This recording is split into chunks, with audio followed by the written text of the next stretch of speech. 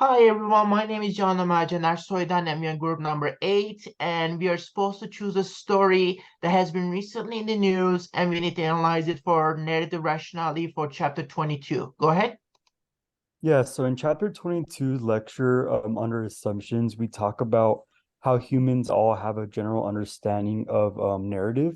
It's universal and it's found in all cultures and time periods. And basically, the rationality part of it is that it's based on people's awareness of how eternally consistent and thoughtful to lived experiences, stories to how and how they appear.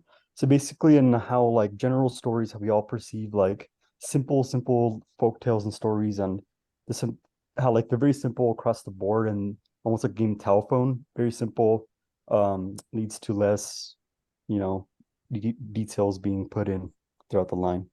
And that's kind of how our examples are going to be. Hi, my name is Victoria Jaramillo, and the example that I'm going to use is there was a shooting in Lewiston, Maine on October 25th, which was last week. A gunman killed 18 people and injured 13. As Fisher explains in the chapter, the media or the people decide which narrative and which story is portrayed, and we do not all get the same effect from the story. This was obviously, shootings have only increased and became more popular on the news as years gone by. It has gotten to the point where the US Supreme Court shows how much media is showing shootings and how much media is showing non-shootings. So it's definitely become more popular, but not in the best ways, and not that media is trying to portray it in a bad way, but it has become more common in what's showing in news articles today. To elaborate on what we've been saying with Fisher, a role of emotion plays a lot into the stories that are portrayed and read by the people.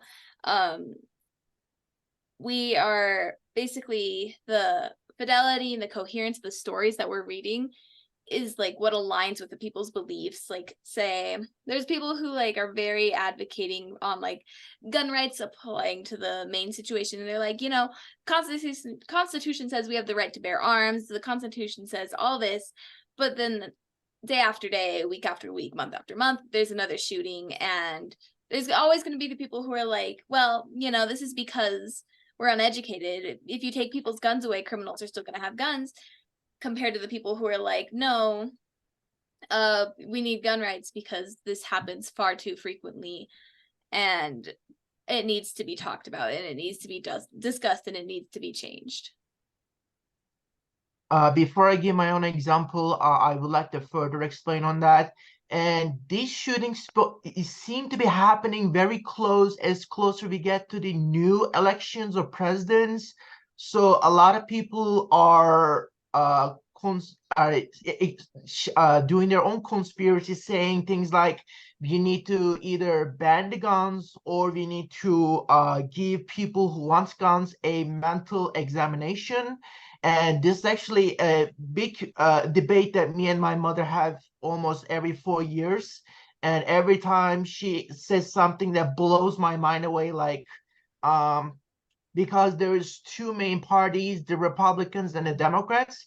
Democrats are free rules, there's no rules. But in Democrats, there is rules everywhere. So I believe in my own right that these are happening to remind us, should we remain free if we're in a free democracy, or if we should remain with rules if you're in a Republican Party ruled government.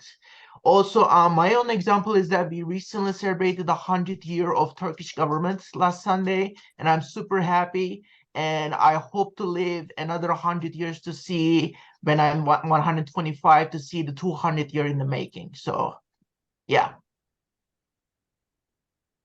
Does anybody else have any final thoughts they want to add? Any other stories, any other examples, or further definitions to add? Just all these examples, it's our rationality, and we established our own narratives based on media and based off these stories, and then based off these stories, we create what we think are rational decisions off of what we're portraying off of media, and that's kind of how all our examples tie into each other, and that's why all these are important. They all show like a diverse form of media we all watch.